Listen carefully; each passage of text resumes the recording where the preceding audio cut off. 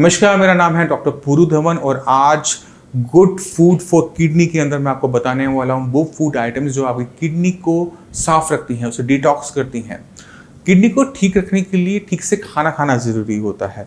अगर हम खाना सही तरीके से खाते हैं, सही फूड आइटम का सिलेक्शन करते हैं, तो न सिर्फ हमारी किडनी अच्छा काम करती है, बाकी बॉडी के सारे ऑर्गन्स परफेक्ट तरीके से काम करते हैं।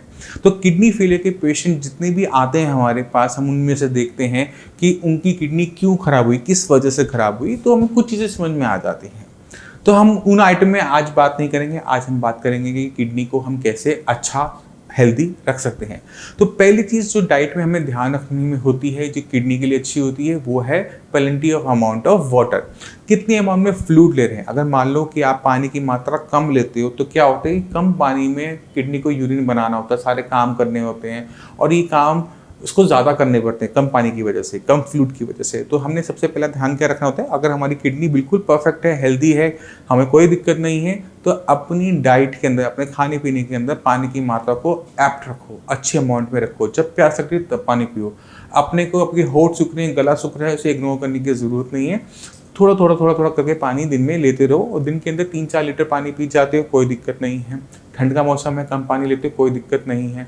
चाय कॉफ़ी में अगर आप ले रहे हो तो बेस में आपने ध्यान रखना है कि फ्लूइड हमारी बॉडी में धीरे धीरे करके जाता रहे। प्यासे नहीं रहना, कहने का मतलब है कि हमने किसी भी कीमत पे प्यासा नहीं रहना अगर हम अपनी किडनी को हेल्दी रखना चाहते हैं। तो दूसरी चीज़ हमने ध्यान रखनी होती है कि हम फ्रूट्स पे बहुत ध्यान दें। हमारी किडनी, हमारी बॉडी सब एक जैसी हैं। जब वो हेल्दी हैं तो हमने उसको रखना क्या है, उसको फाइबर देना है। अब हम कहें कि फाइबर आप वेजिटेबल से लो तो थोड़ा सा मुश्किल हो जाता है, मगर अगर हम यही कहते हैं कि फाइबर आप सैलेड फॉर्म में या फिर फ्रूट फॉर्म में लो तो हमारी बॉडी के लिए, हमारी बॉडी के वेट को मेंटेन करने के लिए, शुगर से बचने के लिए, बीपी से बचने के लिए अच्छा होता है। तो कहने का मतलब ये है कि जब आप खाना खाना शुरू करो तो उससे पहले थोड़ा सा सैलेड, थोड़ा सा फ्रूट ज़रूर लीजिए। इससे क्या होगा, फाइबर हमारी बॉडी में जाएगा, कॉन्स्टिपेशन तो होगी ही नहीं, मगर ये हमारे डाइजेशन सिस्टम को भी अच्छा लगेगा। अब हमारा जब पेट ठीक रहता है तो ऑलमोस्ट सारी की सारी बीमारियां दूर रहती हैं। कारण क्या है कि डाइजेशन अपसेट होने के बाद बीपी का बढ़ना नॉर्मल बात है। डाइजेशन अपसेट होने के बाद शुगर का होना आम बात है। तो अगर हमारा सिस्टम, डाइजेशन सिस्टम ओके है, क्योंकि हम सही अमाउंट में फाइबर ले रहे हैं, तो हमें दिक्कत देखने को नहीं मिलती। अब चलते हैं उन फूड आइटम्स के ऊपर जो कि नॉर्मली हमारे घर में होते हैं और उनको हम इग्नोर कर देते हैं, मगर वो हमारी किडनी के लिए बहुत ज़्यादा अच्छे होते हैं।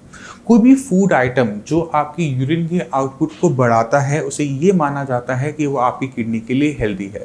जैसे गर्मियों में हमारे घर में तरबूज आते हैं, खरबूजे आते हैं, लेमन मेलन आता है जिसे हम श्रद्धा भी कहते हैं, ये जिनके पीछे भी मेलन लिखा हुआ होता है, ये सारे के सारे फ्रूट्स हमारी किडनी के लिए हेल्दी होती है, क्योंकि इनके अंदर फ्लूइड की अमाउंट वैसे हिसाब से अच्छी होती है। दूसरा, ये सारे के सारे डाययूरेटिक होते हैं, यानी यूरिन के आउटपुट को बढ़ाने वाले होते हैं। ये बहुत माइल्ड तरीके से यूरिन को बढ़ाते हैं और ये हमारे लिए हेल्पफुल है किडनी को डिटॉक्स करने में। तो हम किसी मेडिसिन का नाम लेते हुए अपनी किडनी को हेल्दी रखने के लिए इन सारे फ्रूट्स का यूज़ कर सकते हैं, मगर तब करेंगे जब हमारी किडनी हेल्दी हो। अगर हमारी किडनी खराब है किसी भी कारण से, अगर हम इनका फ्रूट का यूज़ ज़्यादा करेंगे तो हमारी बॉडी में फ्लूइड ज़्यादा जाएगा, स्वेलिंग आ जाती है। इसलिए केयरफुली, ये किडनी पेशेंट्स के लिए नहीं है, ये सिर्फ उनके लिए जिनकी किडनी हेल्दी है। अब चलते हैं सब्जियों के ऊपर कि कौन सी सब्जी किडनी के लिए अच्छी होती है। इसको पहचानना भी बहुत आसान है। कोई भी सब्जी जो भी कुकुरबिटेसी फैमिली की हो, वो हमारी सब्जी अच्छी होती है। जैसे घिया, तोरी, परवल, इनके अंदर छोटे छोटे बीज होते हैं। ये जो जितनी भी कुकुरबिटेसी फैमिली है, ये पूरी की पूरी फैमिली की जो वेजिटेबल्स हैं वो सारी की सारी डाययूरेटिक होती है और ये सारी की सारी बेल पे लगती हैं। यानी कोई भी सब्जी जो बेल पे लग रही है, कुकुरबिटेसी फैमिली की है, वो हमारी किडनी के लिए अच्छी होती है, क्योंकि ये डाययूरेटिक होती है, ये यूरिन के आउटपुट को बढ़ाती है। तो इनका सेवन हम कर सकते हैं अपनी किडनी को हेल्दी रखने के लिए। अगर हम इनका डेली भी मत करो, हफ्ते में 2-3 बार भी करते हो, रोटेशन के अंदर रखोगे तो भी हमें, हमारी बॉडी को डिटॉक्स चलता रहता है, हमारी बॉडी को किसी टाइप का नुकसान नहीं देखने को मिलता, किडनी को भी अच्छा लगता है। अब चलते हैं ऐसी कुछ आइटम्स के ऊपर जो हमारी किचन में होती हैं, बट हम इसे कहीं ना कहीं इग्नोर कर देते हैं, या हम उसको ले रहे होते हैं, हमें इसका पता नहीं होता कि उसका असर हमारी किडनी पे कैसा होगा। उसमें सबसे ऊपर आता है धनिया। धनिया जो है वो अपने डायूरेटिक गुण के लिए जाना जाता है, ये बहुत ज़्यादा ठंडा होता है, इसी वजह से इसे फीमेल्स को ज़्यादा एडवाइस किया जाता है, मगर मेल्स को एडवाइस नहीं किया जाता कि आप धनिया का कुछ खाइए।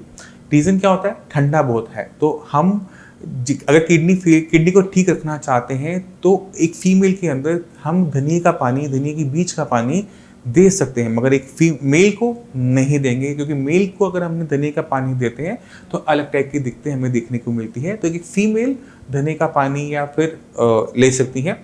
मेल क्या कर सकती है? जैसे हम कोई चीज़ खा रहे हैं, धनिया की चटनी खा रहे हैं या तो फिर हम धनिया ड्रेसिंग की तरह खा रहे हैं, तो वो हमारे लिए होता है, हम उसको ले सकते हैं, मगर धनिया का पानी स्पेशल लेना वो सही नहीं होगा। एक और चीज़ हमारी किचन में होती है, वो है हल्दी।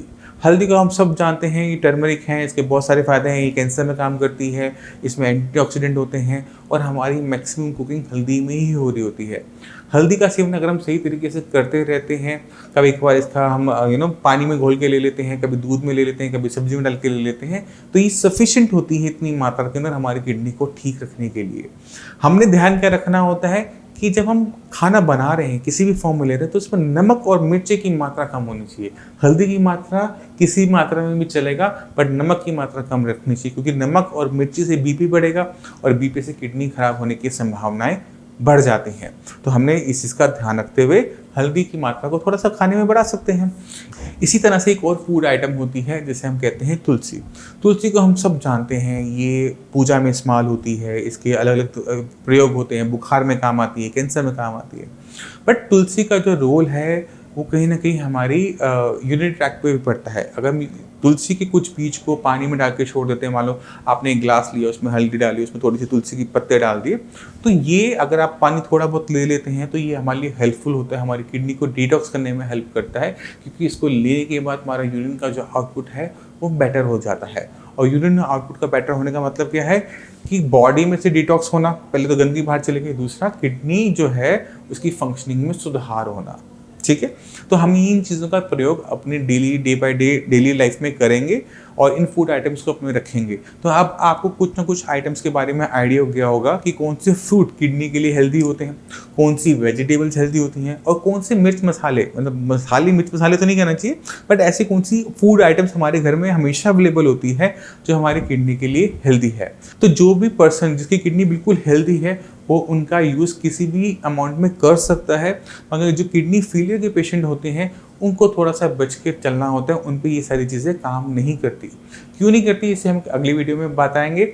मगर अभी फिलहाल के लिए मैं आपसे चलने की आगे चाहूँगा। आपके माइंड में कोई भी डाउट हो, कुछ भी पूछना चाहते हो, तो नीचे दिए गए नंबर पर कॉल कर लीजिए, डॉक्टर्स अवेलेबल रहते हैं। और मैं उम्मीद करता हूँ इस वीडियो से आपने काफ़ी कुछ सीखा, और उम्मीद करता हूँ आप सारे स्वस्थ रहेंगे, खुश रहेंगे। इसी कदम चलने की आगे दीजिए। नमस्कार।